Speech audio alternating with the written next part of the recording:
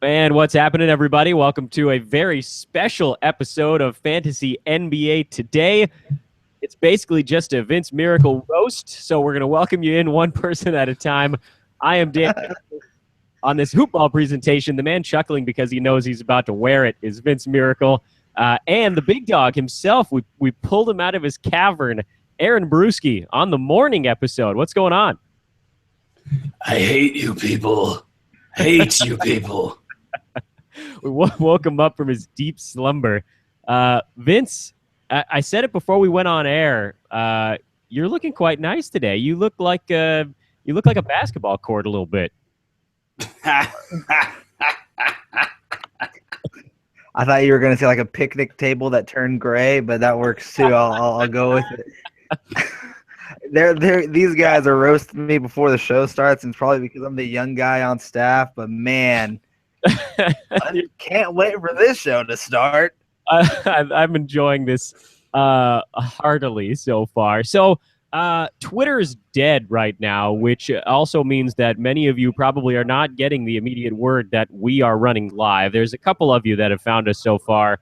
I'm assuming via the YouTube subscription button, and that, by the way, is why it's important to subscribe in all the different ways to all of our shows, because you never know when East Germany is going to hack America's internet and the whole thing's going to come down.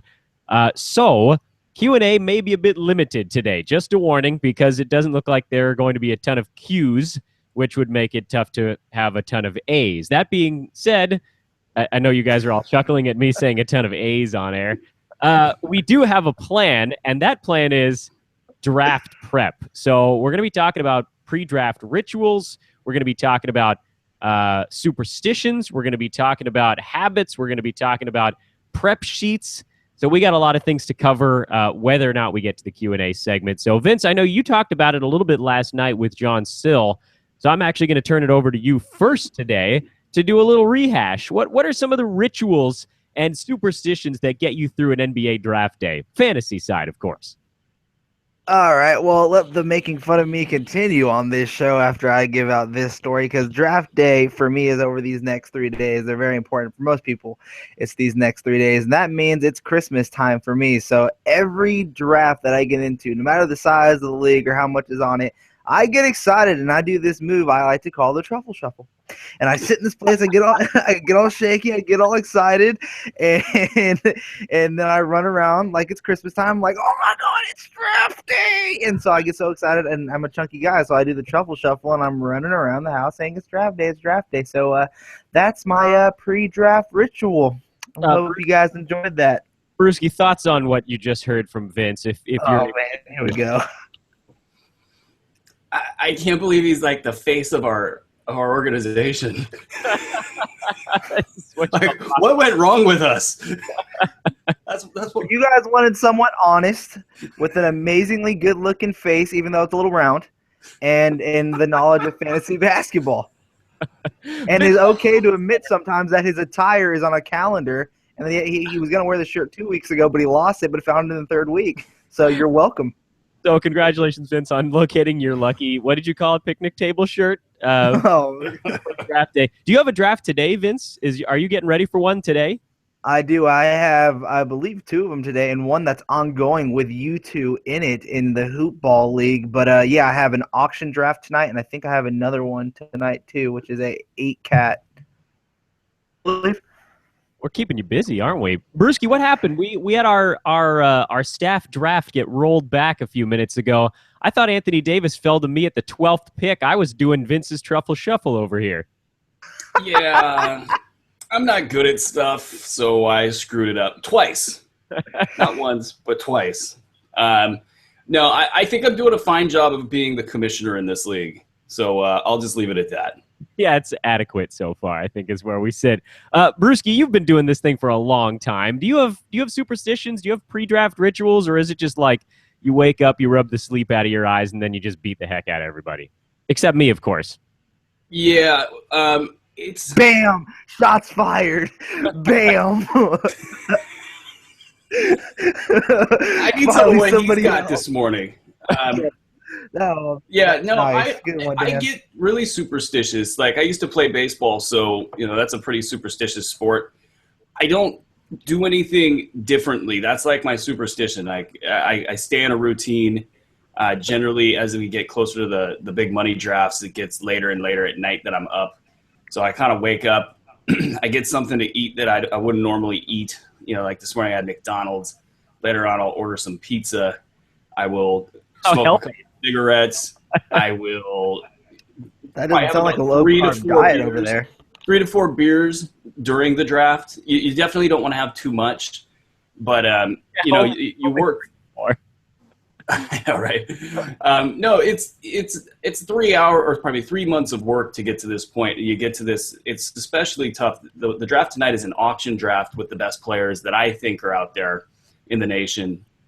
So you're exhausted and you're all studied up, and you're just hoping you don't screw it up with a big bet in a wrong spot because the bullets come out flying.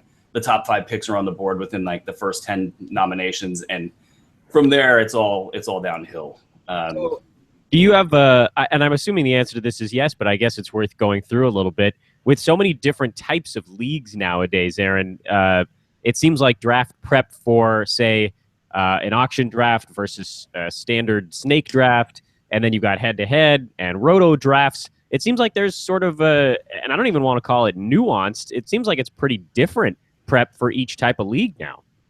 Yeah, what's really key to having the ability to play in any format is having your base rankings and then just branching out from there. If you're a head-to-head player and you're definitely going to be punting, you just need to be able to convert your rankings, your values into a game plan, and that game plan is going to change on the fly. So we pimp them constantly. We don't have any sort of relationship with them, but Basketball Monster is a site I use. They've got a draft tracker tool where it will actually calculate how you're doing in each category. And it is just vital if you're going to be doing this at a high level or trying to win money, or if you just want bragging rights over your friends. They've got a great tool. And you just have to have that basic foundation and then be able to branch out into other areas. Vince, you said you've got a few drafts coming today, in fact. So how are you preparing for multiple drafts on the same day? That seems like it'd be pretty difficult. No, they're spaced far apart, and I know one of them is at like 6:30, and then the other one's at 9 p.m. So, I mean, it's good. And then all through that, I'll be on the fan tracks making sure and monitoring that it's not my turn to pick within the 3-hour time I have to pick. So I guess I really don't have to look at it in that time because we have 3 hours to choose our players. Thanks, AB. But, I mean, when I'm going into these things, it's kind of more of, if I know I'm in an auction, I look at certain guys and I make sure that my budget is in place for what, the Yahoo or wherever we're doing the draft says their ADP is at for the price. So, I mean, that's the one big thing for me is like I don't feel my strongest is auction, but I do have certain plans going into those type of situations where it's like an auction draft and I want to know the pricing for the league and then what I'm spending on each player. Vince, do you try to steer the auction draft in any particular direction to get an edge once it actually begins? Yeah, I like to make every bit of player that I get to choose goes up. I like to go with guys that are big names that for some reason get everyone to spend their money on, someone like a Carmelo Anthony or a Derrick Rose. And hopefully if it's my turn to choose who goes up for bidding, it's before a guy like James Harden or a guy like Russell Westbrook, because they're going to spend a lot of their money on these type of players. And then it gives me the edge to want to say, okay, well, I saved it at this point early in the draft where I'm willing to spend on those type of guys. Bruski, have you found that that's also something that works effectively in your auction drafts, or is that something that Vince has been able to kind of corner in some of his leagues? No, I think you see that in most auction drafts is where the participants will nominate guys they don't want. And so that's a fine strategy because any dollar that gets spent, whatever your format is, if you've got $200, $100, the more money that's coming out of everybody's pocket, the more valuable the dollars you hold are. So I think a lot of folks do go with that strategy. What I've noticed in this particular league this is a really aggressive league. These guys come in with very defined game plans. There's punt strategies, even though it's a roto league. It's pretty intense. And what I've noticed that I kind of like what other guys are doing is they're picking the guys that they want to buy. and they're just putting them out there and almost dictating the action instead of being reactive and having their game plan thrown off by, an impulse buy or even a buy that, it might be a good buy in a vacuum and they might be tempted to go get that, but then it throws their entire game plan off. So I've noticed that, if their guy is James Harden, they're going out there, they're putting James Harden out there on the block, and then they're just bidding to get him. So when this all starts to shake out a little bit, I want to kind of see these threads through, since there are so many different types of drafts. I don't do as many auction drafts as Snake. I feel like that's probably similar for most folks. They're a little bit less prevalent. But AB, we have that 30 deep league that you've been in for a long time that actually just went to traditional draft with auction on the waiver wire. So how does that change strategy for you, if at all? Well, it doesn't change strategy at all. As far as contrary to what some folks out there might believe, it does not change strategy at all. No, I actually like the free agent acquisition budget format. It's used in every championship format out there for a reason, because I think it's just a lot more fun. One time per week, you have to get together your values and decide what people are worth, and you bid against the other owners. Everybody's got a fair shot. There's a spending component now to the game where you have to decide, do you buy a good waiver wire player early, which I highly recommend, or do you wait and hang on to your money and then hope that you get that whale later on in the year? So that's a lot of fun. But auctions in general, I think that's like the highest level of fantasy drafting. And when you get a lot of money on the line, what we found with this one particular league that we're playing in tonight is that you throw this big money on the line and you get maybe the 10th or 11th pick, you're kind of screwed. Your first through fifth guys are worth so much in fantasy basketball that to not even get a shot at them, it really puts you in a bad spot. And if you get a soft spot in the draft, late, and the guys that are generally there are just kind of bad for that spot, it's like throwing your money away. So these guys all got together and we said, hey, let's just do an auction, and everybody gets, a fair crack at everybody. You get these wild strategies. Everybody's freaked out about their team before, during, and after the draft. But to me, it's the purest way to go. So are you spending money early in your drafts, or are you holding on to it a little bit and hoping to collect some guys later on? You can't tell.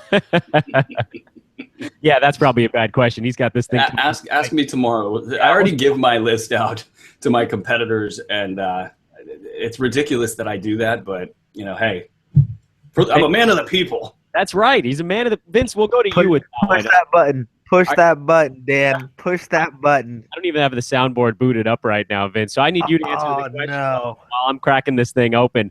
What about you, Vince? It sounds like you try to milk everybody else's cash, but what if one of the guys you're looking for does pop up early at an auction draft? What do you do there?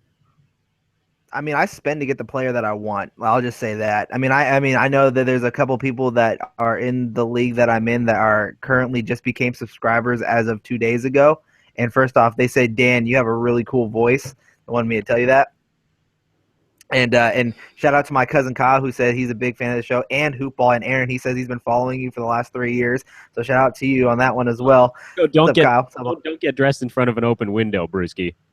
But like if I see a player that I want, as long as like I said, I like to throw other people's money out of the way so I can go get my guy, and I'm willing to spend the money that I need to get certain players like a James Harden. Vince, I have good news for you. The soundboard is booted up now. God. Oh, hit the people. What exactly are we giving them? Give the people what they want. That makes you very happy, Vince. Yeah, I feel better now. Just be thankful I didn't play a Herbert the Pervert sound effect, because I'm always tempted, and there are so many of them. And you're not even using the soundboard for that one. I know. We got Herbert the Pervert here. You just flick the camera onto us and then just start talking into the mic. Hey, Vince. So let's talk a little bit about Roto and Head-to-Head and kind of how that draft battle goes, because I know for me, I have a rotisserie draft coming up this evening. I have a head-to-head draft coming up on Monday night, so it's right before the crack of the NBA season. And the way that I've prepared for each of them is pretty drastically different. Now, obviously, there's still kind of a list, but here, my camera is way too blurry to pick out any names. But this is the sheet that I'm using right now for my head-to-head draft, where I've basically kind of packaged players into little quanta. That is, I have lists of different positions and how certain players excel in particular stat categories at those positions, and then that's actually categorized into how I'm drafting the team. So for a Roto League, I think my prep is a little bit more traditional, where I've got my guys, I've got them lined up, the guys that I want, I've got everybody else organized by how I think they're going to be, and then I'm able to go through it pretty simply. So, Vince, I'll come back to you first on this one since you finished off the last question. Is there a different prep strategy for you head-to-head versus Roto, or is it pretty much you got your guys, you're going to go and get them, and then as you get later in the draft, try to grab a few steals? Not the category, not an actual steal in the draft. So, like in a Roto league, I just want to make sure I understand like what type of league we're talking about. Both right now. Kind of compare the two and how you prepare for each of the two types of drafts. Well, in a head-to-head, I like to, if it's a 9-cat league, I know you guys are going to be two people that disagree with me on this, but in a 9-cat league, I go ahead and start punting turnovers, or I start punting free throw percentage. I'm of that mindset. I'm okay with using the punt strategy in a head-to-head 9-cat league, not a Roto league. In a Roto league, if you punt, you lose. I mean, that's kind of the mindset there, but yeah, I mean, it's always best player available. We've talked about it a lot over the last 2 weeks leading up to this time for everyone to start drafting. Is you draft the best player available in the early rounds, and you start making up your roster in those middle rounds of what you want to base your team around. Is it going to be the points? Is it going to be the steals? Is it going to be the assists? What kind of guys do you want to target? And sometimes you might have to reach for your player, but if you truly believe in that one, I mean, got to get who you want to get. Yeah, I'm not in huge disagreement with you, Vince. I don't know that I'd necessarily call what I do a true punt, but certainly AB, when I'm in it working on a head-to-head league, I'm trying to win more categories than my opponent. So if that means that I can be really good in 5 out of 9 categories, or maybe say 6 to feel a little bit of a buffer region there, I'm not that upset with that, and I have at times abandoned a well-rounded team. Is that something that you would sort of recommend, or is it something you could get behind, or is it something that you're staunchly opposed to? No, I think I'm not as anti-punting as I probably come across. There's too many really smart fantasy minds out there that believe in it, that do it. Josh Lloyd comes to mind. He gives a great case for punting. I think I heard him say in a pod that he goes best player available in round 1 and then starts his punt strategy from there. And that's kind of where I'm at with it is, again, with a tool like Basketball Monster, you can start to see if you have excess value in a category. And then I'll probably actually just stop. I'm probably punting the categories that I'm good in more than I'm punting categories to get bad in them. And that's something that if you don't have some sort of tool, it could even be, before Basketball Monster was really a thing, I just had a spreadsheet where I would put the color-coded stats in using like an Excel, formatter, where it takes the best stats and puts them in green and puts the worst stats in red. And I would copy those guys into a page as I was drafting, and you would see kind of visually, okay, I got a lot of guys that are good in steals or good in blocks. I need to now go after somebody that's a popcorn stack guy. I believe in balance in head-to-head leagues. I don't like that if you're stacked in, say, 5 categories, but then your linchpin just goes down, 2 guys go down. Your team is really in an awkward spot. You might not be great in any area at that point. And I guess you could say that about any team, is if they lose their best 2 players, they're probably not going to win. I've just not found that to be the case. I feel like I can recover, from an injury or 2 when I have a balanced squad. I feel like I'm stronger for trading purposes, and I don't like chopping the player pool into, if you're looking at a punt build, you might have 30% of the player pool that nobody else really wants as much, and then there's 70% of the player pool that aren't really as valuable to you then. So you're really limiting your player pool, and that can be a good thing or a bad thing. I just like having the entire player pool to pick from and make moves accordingly. And I think we probably all are in agreement that that's a more well-recommended strategy in a Roto league. Punting there really sets you behind the 8 ball.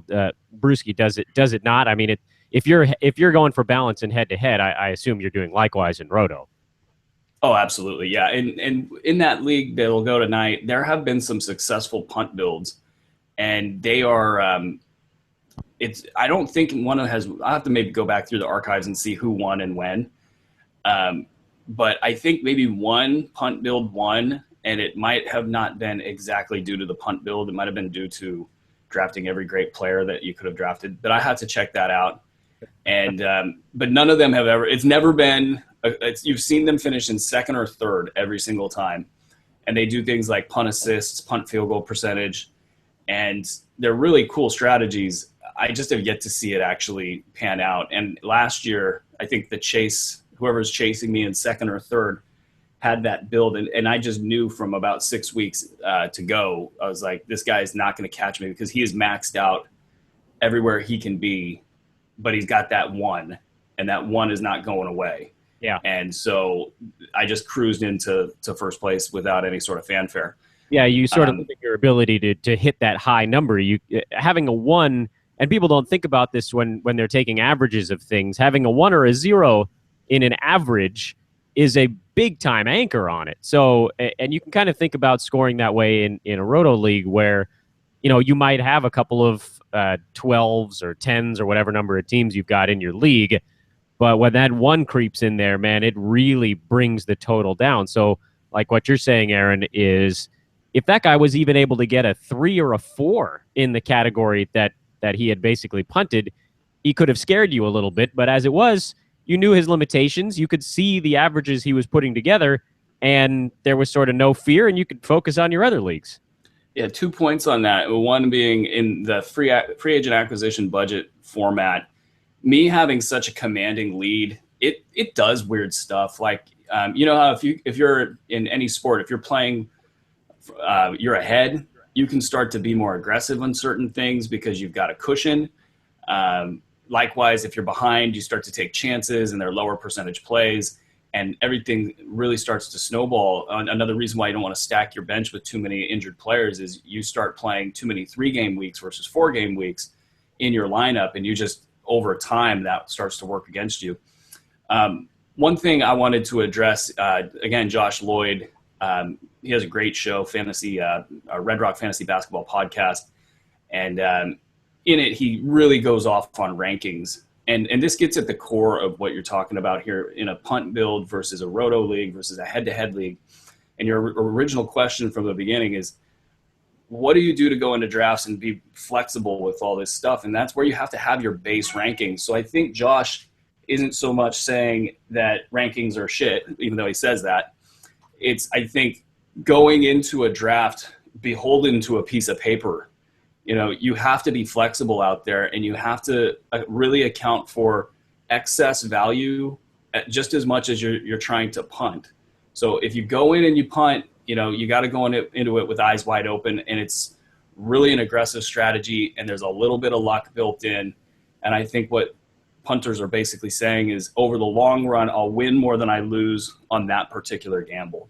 Yeah, maybe they're just satisfied with taking second or third place in these leagues. Aaron, do those spots in your league take money?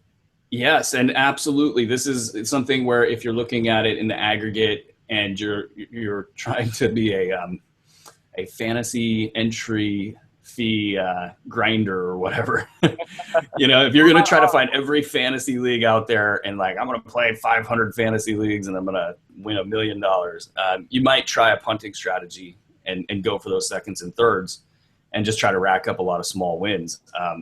That's a lot of work until you can play 100, 500,000 leagues or something. You'd have to have like a team of people doing your lineups. So I don't think you should do it. That's too complicated. It's an interesting idea if somebody could assemble a team to do it and sort of become this weird monster. But I feel like the world would figure out what's going on after a year and then the element of surprise is gone and it kind of evaporates. I have thought about this. Like if there could just be, people setting the lineups and going off of kind of a master play. Yeah, too complicated though. What you're telling me is that you've had the idea to have like 1,000 tiny Aaron Bruskis just running around doing your bidding, which to me doesn't sound that awful. Yeah, sadly, I actually have thought of that. But one day, when we do this, I will let you know what's going on, that we're taking over the universe. This is like after you've had one-third place at a time. This is like after he's had 3 or 4 beers and John Sills chili. So I think these are the ideas that pop out in those scenarios.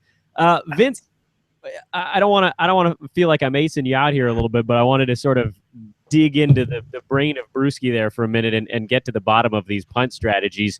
You were actually the guy who I brought fully up. understand. What was that, Vince?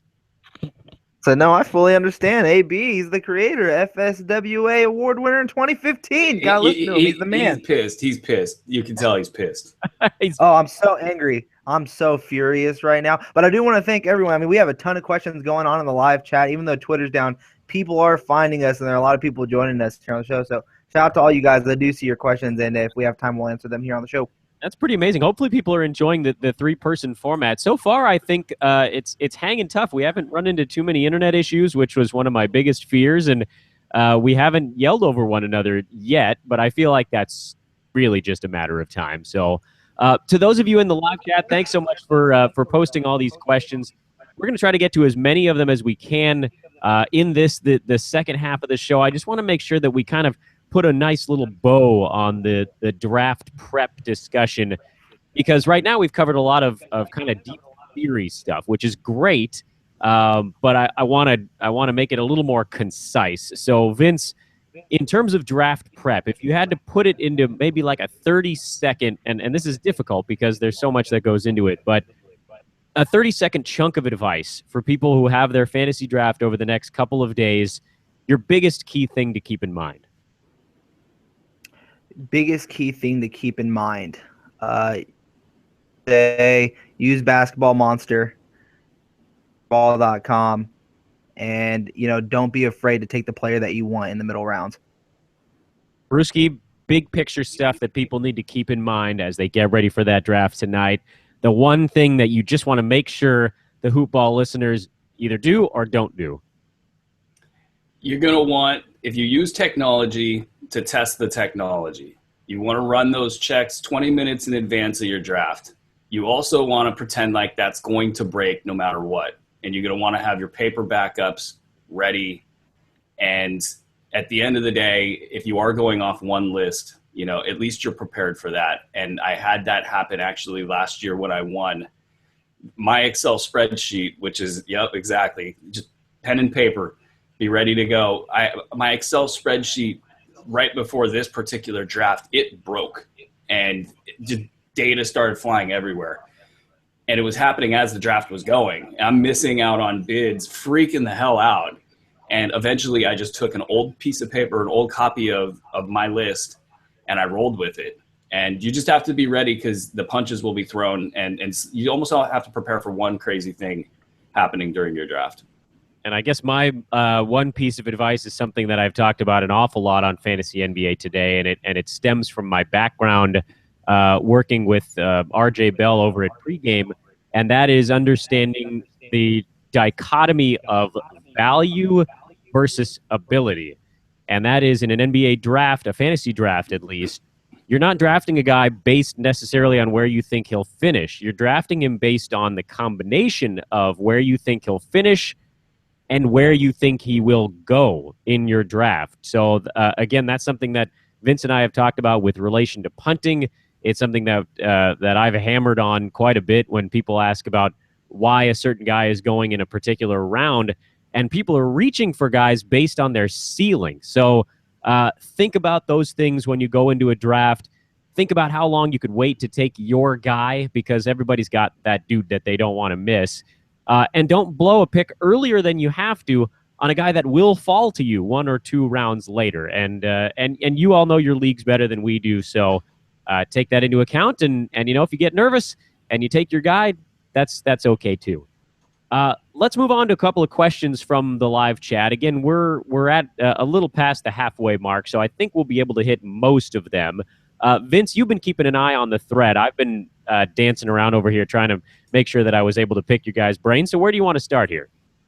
Well, actually, before we get into the draft, and I want to confirm if it's okay with AB and with you, Dan, if we give out a promo code of Draft Day for a 10% discount on the draft guide. I couldn't care less. Bruski? Yeah, you can do it. All right, so if you guys, until you can use the promo code from now all the way up until 4 p.m. Pacific Standard Time, use promo code Draft Day, and you can get the draft guide for 10% off right now on hoop-ball.com. Again, promo code is Draft Day all the way up until 4 p.m. Give them 20 at least. 20% off? Twitter's been down today. I think everybody's probably a little, pissed off. Twitter's down. Let's give them a little something. Do I need to hit the button? All right, we're giving. Hit the button again. Hit the button again. Let's give them 25% off. The people. What exactly are we giving them? Give the people what they want. 25%. That's what we're giving them. 25%. All right, so use promo code Draft Day for 25% off of the Hoop Ball Draft Guide. Just go to hoop-ball.com, click on the draft guide, go purchase it, and use promo code Draft Day all the way up until 4 p.m. Pacific Standard Time, so you guys can have the draft guide ready for you in your drafts. And so now we're going to answer all of your guys' live chat questions. Sorry, Vince. I had a call in. I couldn't silence him in time. I tried to hear it at the same time, but I'm about to go into the live chat. So if you want to click it again, I'm going to go in the live chat and start picking out some questions. That was just Uncle Herb chiming in. Holy moly. It must be my birthday. 25% off. Herbert can't believe it. He is beside himself. All right, Vince, give us a question. Where are we starting? All right, so it looks like we're starting off with a trade question already, and it's the guy who said that he has that big 20-team league. Dan, you and I were going back and forth on whether or not this deal should be done. The deal has now been modified, and he wants to know if he should take this deal. And it says, "Hi, guys, it's Johnson again. I have modified my trade that you guys have a different opinions on yesterday. The trade is now Kawhi Leonard and Dennis Schroeder and Justin Hamilton for his Goran Dragic, Blake Griffin, and Seth Curry. Good? Should he accept?" I still like it. I love getting a first-round pick, and I know that doesn't necessarily put me in the majority, but I'm sticking with what I said to begin with, Vince.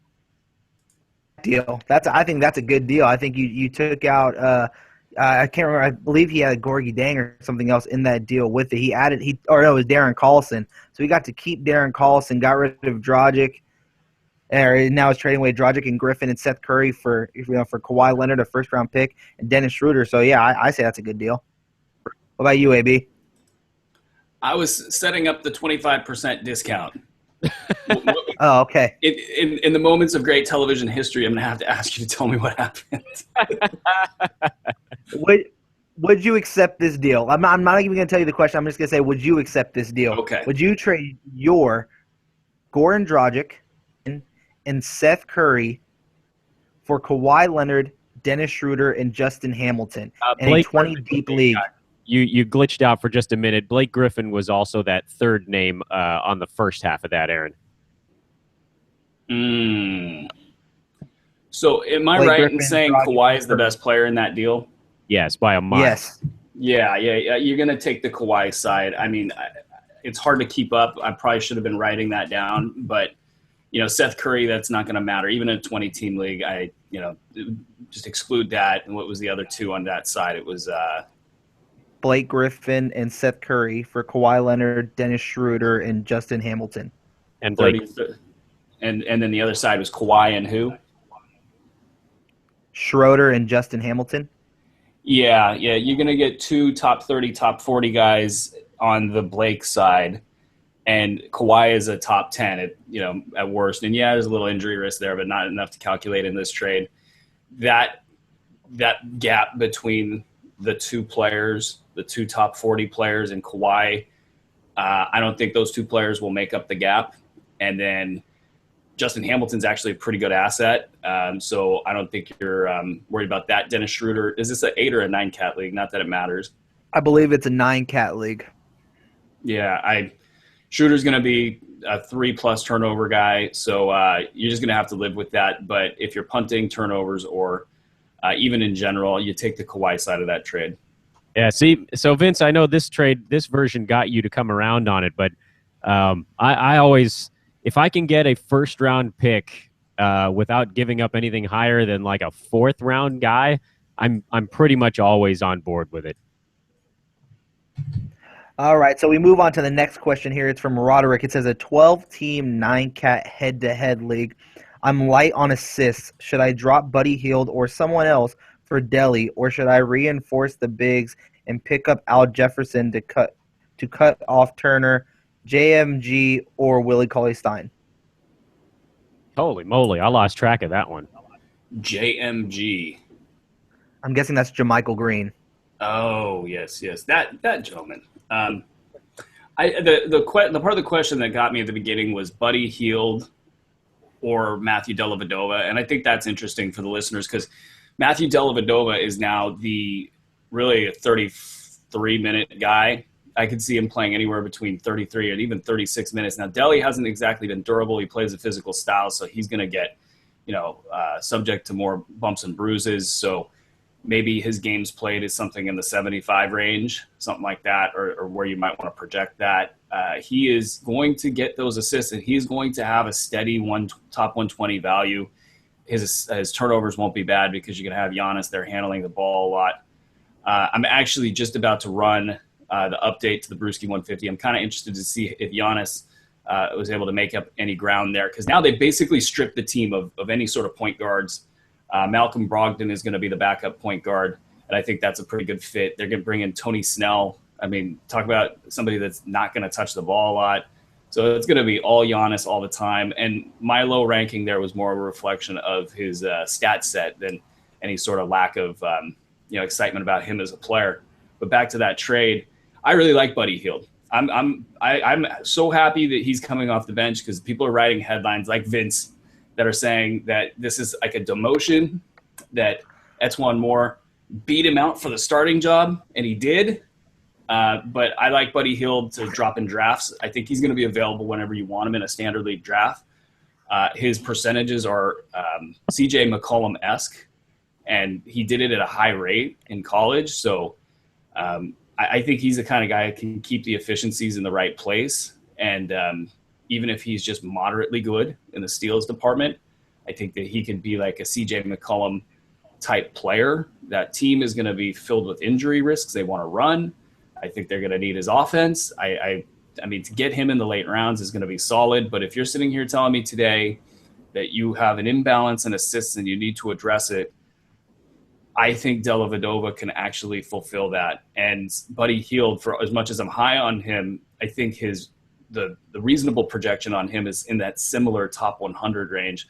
The difference being is with Hield, you're projecting him in the top 100 and saying, well, if he has like an okay year, for a rookie, that's where you're projecting. Now, say he has just an outstanding year, he can go way higher than that. And whereas Dellavedova, he's peaked out. So I'm going to say you can actually do that if you'd like.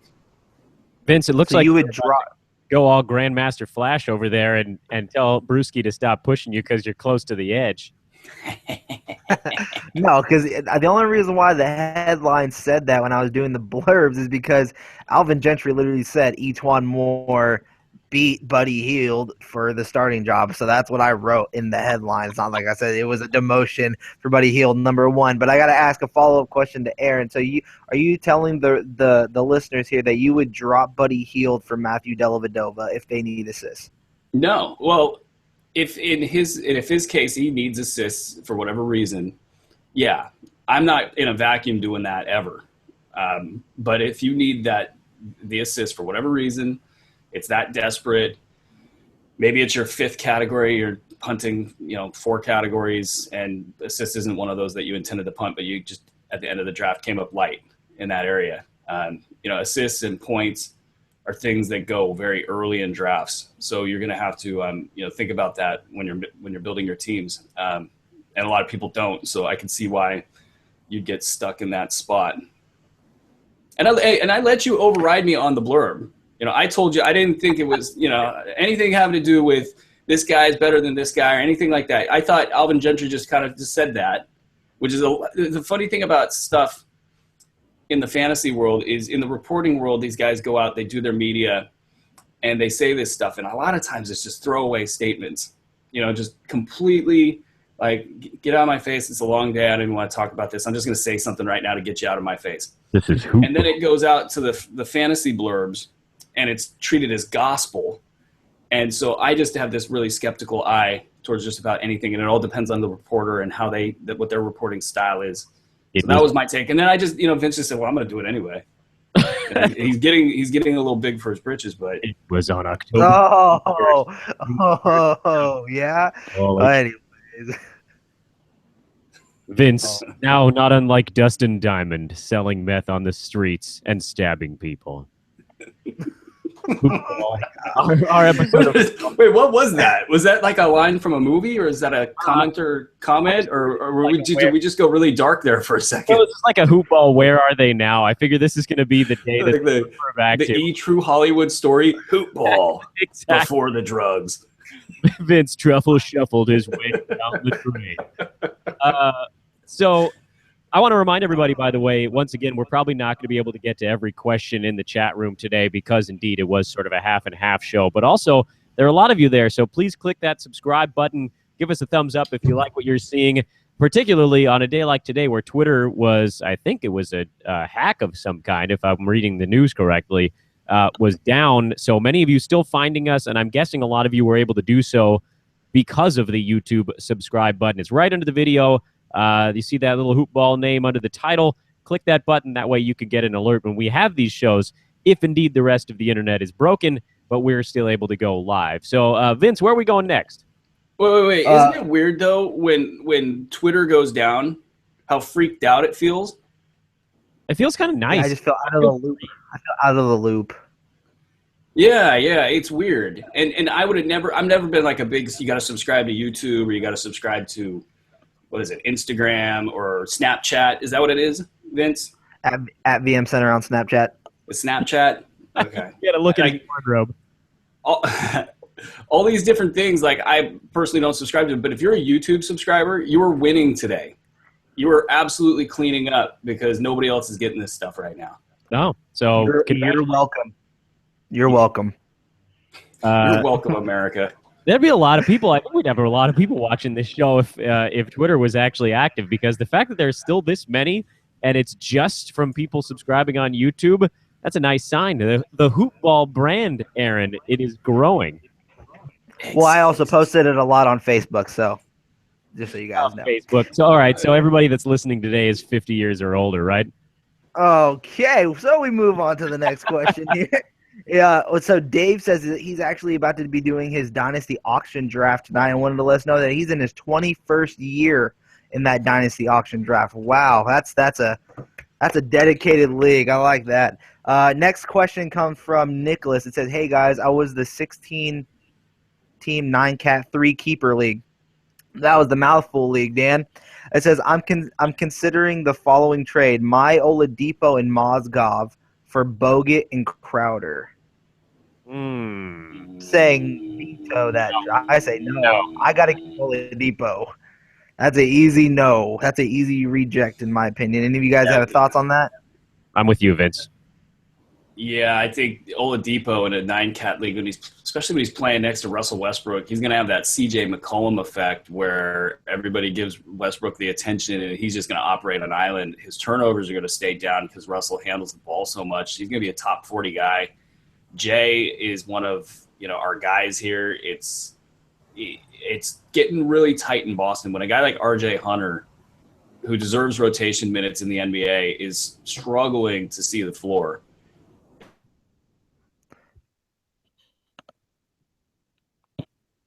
Okay, there he is. Oh, did I cut out? I lost you on my end. Yeah, just for a fraction. Well, I actually want He's good now. a quick question while you guys are both here as well, because it came on the Fantasy NBA Tonight show, and actually it has came up on Fantasy NBA Today a couple of times. But what are your guys' thoughts on people drafting Victor Oladipo in the late part of the second, early part of the third round? Is that where you guys see him going in your guys' leagues? Aaron, after you, my good man. Unfortunately, yeah, I am seeing him go in that range. And this is where this is kind of back to your point earlier, Dan, about values and where guys are going. And so let's say he goes at pick 25, right in the middle of round 2 and 3. And we've got him projected to have a big year, big increases across the board, whatever the projection is. And this can be any player. Hassan Whiteside's a guy that's just like this. If he's going to have this great year and you draft him right where that year puts him at, you have left yourself no profit margin. And you're going to possibly do really well because you hit your pick. And that's a key to drafting in the early rounds, is just hitting those picks. But you're not getting anything above that. And so it makes me a little, iffy. I would love to have him on my teams. But if there's no profit margin, then I just think it's long-term, not a very strong play. So these guys that get hyped up, you got to figure out, and I'm going to be releasing a column here in the draft guide about players to reach for.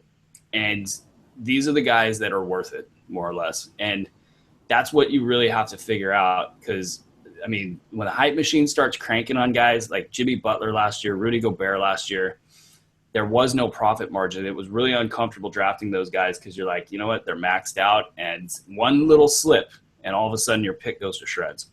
Yeah, and you saw that a lot with Gobert. He was injured for a long time. He never seemed like he was fully there coming back from it.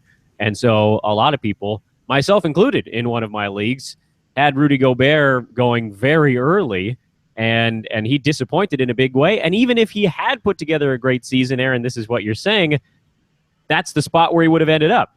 So don't draft based on the max. Draft based on where you're getting some level of value. So I'm glad that it all came full circle there. It feels like an episode of Seinfeld. Or about Steve Ballmer that just randomly catches fire, and we'll head around the internet a couple more times. All right, so our next question comes from Scott, and it says, thoughts on punting both percentages, so field goal and free throw percentages, in a head-to-head seems to keep most of the player pool available to you, but enhances guys like Drum, Rondo, I know, etc. Wait a minute, Vince. Punting one usually results in you being much better in the other. So who are these magical ball players that are awful at both field goal and free throw percentage, and why are you drafting Elfrid Payton in the 4th round? He's left, right? Who else? Like Aaron Gordon, maybe. Rondo, Payton. He said Rondo. He said Drummond. But Drummond has I'm guessing field goal percentage. Drummond has high field goal percentage. Yeah. So this is, I mean, you've eliminated the entire player pool. So congratulations, you're no longer in a fantasy league. I've actually heard of that, and it's not crazy. It is difficult. Now your player pool is really skewed, and these guys in this league that I'm playing tonight, they can actually predict their draft before they go into the draft if they're using one of these strategies, because the players are nobody else wants them at the prices that they'll be going for. And so they can just get these guys. And so their specific build is essentially a bet that they can beat the system by just distorting the valuations. And I've seen that one actually go down. But it's weird because a lot of your prime candidates to punt are going to be good in field goal percentage. So it's almost maybe you can get a 2 or a 3 in that free field goal percentage category. If on the other end you're taking Kobe Bryant, from last year, and I don't know who else. Robert Covington. Sure. Yeah, you're looking at, I guess, if they're a good free throw shooter, they don't take a lot of them, and they shoot a lot of threes. So Robert Covington would fit that. He also responded by saying not so much punting the 2 percentages, but just caring more about counting stats. Kyle from BBM loves it. Oh. Throw that in there. And that is actually, because here's the thing. The percentages stats are really volatile in a 1-week sample. So what these guys are basically saying is if you can be strong in 7 categories or 6 categories if you're also punting turnovers, which I hate turnovers. Absolutely hate turnovers. I think it's a blight to the industry, as one 30 deep drafter put the decisions of our league that were voted in. It was like a Donald Trump moment where it was like, I'm not accepting these results. No. No. I'm going to keep demanding a change. Wrong. Alec Baldwin is amazing, by the way. But okay, I gotta see Vince's. Keep going. You got more of that, Vince? No. Wrong. I'm gonna Sad. Sad. Good at doing a Hillary Clinton impersonation show. We can do a mock. If you guys could pull that off. I have to go like Fire Marshal Bill with the top row of teeth. That's the only way I can pull it off. The funniest thing is the CSN guy's putting James Ham in the Hillary Clinton wig.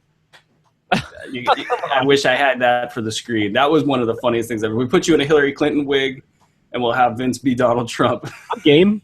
You guys can debate the draft. That'd be amazing. Listen here, Hillary. Just start going off. You're wrong. You're wrong. Victor Oladipo in the second round. No, you're wrong. You're crazy. It's just wrong. Once again, Vince is living in his own world. Let me see your emails.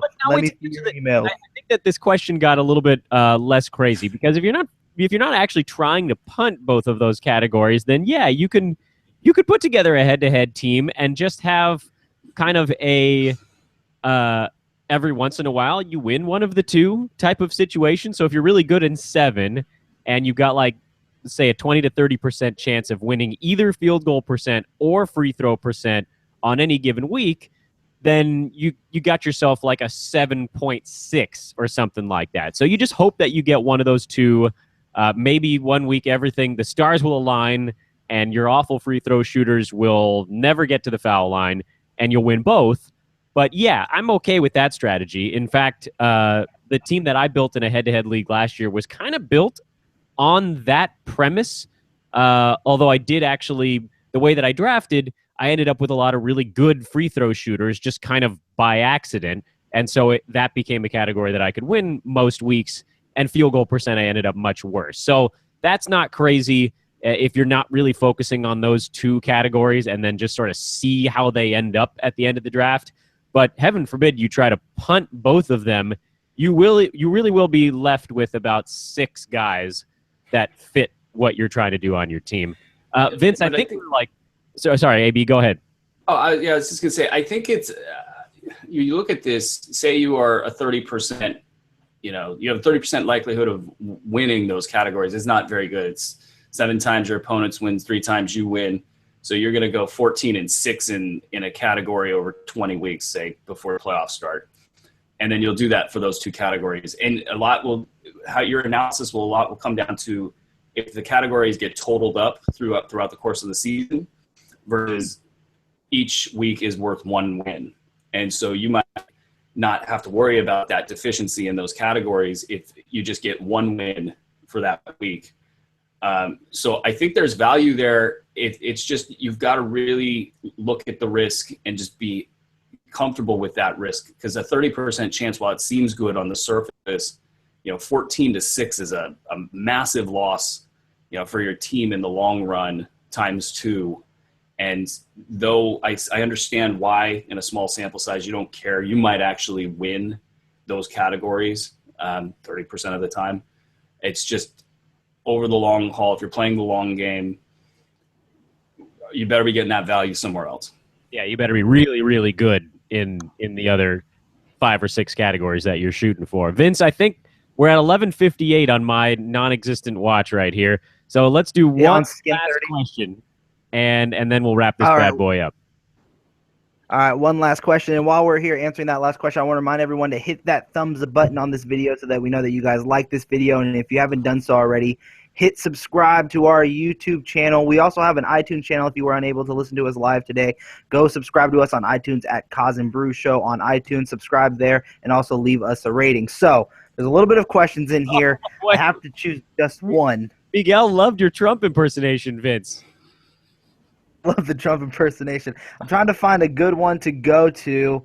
And actually, I think this is a good one from Patrick because we haven't really talked about this player that much or the situation that's happening in Minnesota. And he says, what is your outlook on Ricky Rubio in a 9-cat roto? And what do you think of Thibs saying Dunn probably won't start till 20 games into the season?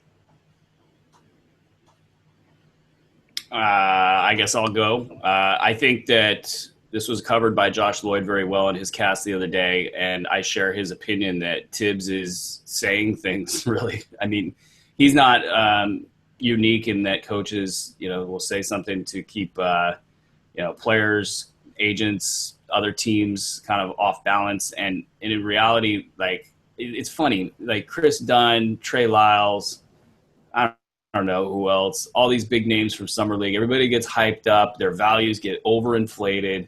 If you looked at the talk on Twitter during Summer League about Chris Dunn, it was absurd. We're watching 3 seconds of film against scrubs in a garbage time environment and anointing him the next, Damian Lillard. And that's who you have to kind of look at as who's the last rookie to get in and do stuff at the point guard position and really play at a high level. It's very rare that rookie point guards do that. And Thibs is a guy that wants to win now. So he's going to start in 20 games stuff was complete BS. I don't think Thibs is on board with that. He's going to play Chris Dunn when Chris Dunn can play defense and offense at the level that he wants him to play at. And I think Ricky Rubio is a perfect fit for that team right now. The team needs him to go out and play big minutes. I actually bumped him up after this news, just reading in between the lines. Chris Dunn is just not ready. And I don't think 20 games is going to be the miraculous fulcrum. I think it's going to be more like 30 to 40 games before he's somebody that convinces Thibs that it's okay to start giving him minutes that he would normally give to Ricky Rubio. I was kind of hoping that the last question would be one where I'd get to say more, but what he said. Give him another question. Don't make the man end like question. that. No, it's all Okay, good. It's nice to sit back and relax every while. Nope. AB's the man. He said you have to get another question, and just like the league, you can't say you're out. If the man says you got to be in it, you got to be in it. So you got to answer this next question. Yeah, what was up with that? Yeah, fool, I'm out. No, you're not. All right, here we go. Next question. I think I'm boned on that one. Is Harrison Barnes about to become the first recipient of the Lance Stevenson Overrated Award? I love that question so much, Vince, because you and I argued about Harrison Barnes through the whole offseason. I am so staunchly anti-Harrison Barnes, and you love him. You love him with all of your heart. You're a Barnesophile till the day you die. So, yes. However, I actually think Lance Stevenson is funny. So, with that in mind, I like Lance Stevenson more than I like Harrison Barnes, just from an entertainment perspective. From a fantasy perspective, I'll give Barnes the slight. Oh. But yeah, I'm not a Harrison Barnes fan. I think he was vastly overpaid this offseason. I know that he was fourth fiddle on the Warriors team, and everybody thought that there was going to be this explosion of Barnes talent. But when he's on, we kind of saw what he could do. And the fact that his efficiency wasn't better with all those guys around him in Golden State made me very nervous. And so, yes, I think that he's going to go down as a massive bust from a contract standpoint, but he'll probably be average to slight average NBA player. No, you're wrong. You're wrong. Harrison Barnes is going to be amazing this year. Just watch and you see Dirk Nowitzki is going to keep him going on and on. Dirk Nowitzki is the man. Harrison Barnes, the number 2. You're just wrong. You're wrong. This is rigged. You're wrong. I got something. That is blasphemous. That is blasphemous. There you go, Vince. One last sound Thank effect. you. I got nothing. I got nothing after that. Well, thank you, Vince. That was a fun one to end on. I got to rant. I don't usually get to rant and rave on this show. I got to try to keep it kind of on an even keel. But but I got to bust loose with my Harrison Barnes hate there at the end of the program. Vince, why don't you take us out? So that has been Fantasy NBA Today. I want to thank everyone who has been watching the show live with us, even though Twitter has been down. Again, remember to use promo code DRAFTDAY. Dan, you're cracking me up because I can still see you in the video. Promo code DRAFTDAY until 4 p.m. Pacific Standard Time. You will get 25% off the Hoop Ball Draft Guide. So if you guys have your draft tonight, later on and throughout the weekend, go get that Hoop Ball Draft Guide. Use promo code DRAFTDAY for a 25% discount. AB, where can fans find you online? Well, not anywhere today because Twitter's down. But it's Aaron, Aaron, Bruski on Twitter. I'm updating everything today. This is the day, and then I get ready for my draft tonight. So the Bruski 150 is getting an update. Projections are getting an update. Minutes per game is getting an update. We've got at least 2 new fresh articles, including players to reach for, coming out this weekend. This is it, guys. This is draft weekend, and all the hard work's going to pay off this week. Good luck in your drafts. Take the meaningless rankings with you. Don't be beholden to them, but use them as a guide. Dan Besbris, I believe you are actually on the clock in our Hoop Ball League. Who are you going to be taking with that number 11 pick? Lou. And where can they find you online? I shut down all the windows on my computer that had nothing to do with this podcast, so I don't have the first foggy clue who's still available. When it was broken before, I got Anthony Davis, but I know he's gone now, so I'm back to the drawing board on that one. But I'm at Dan Besbris if Twitter ever comes back up. Vince, do you have a show tonight, or is Friday evening a relaxation moment for Fantasy NBA tonight? No, I think there is going to be a show tonight, but just so you guys know, when you're watching this show tonight, you may also see me moving my body to the side like this because I'll also be doing a draft at 9 p.m., the same exact time that we start. So you guys are going to see me in live draft form, and you guys can follow me on all social media platforms of @VM Center. He is at Dan Besbris. He is at Aaron Bruski. Follow the site at HoopBallTweets. Bookmark hoop-ball.com. Promo code DRAFTDAY for 25% off of the draft guide. Hit subscribe. Hit that like button, and until tonight, peace out.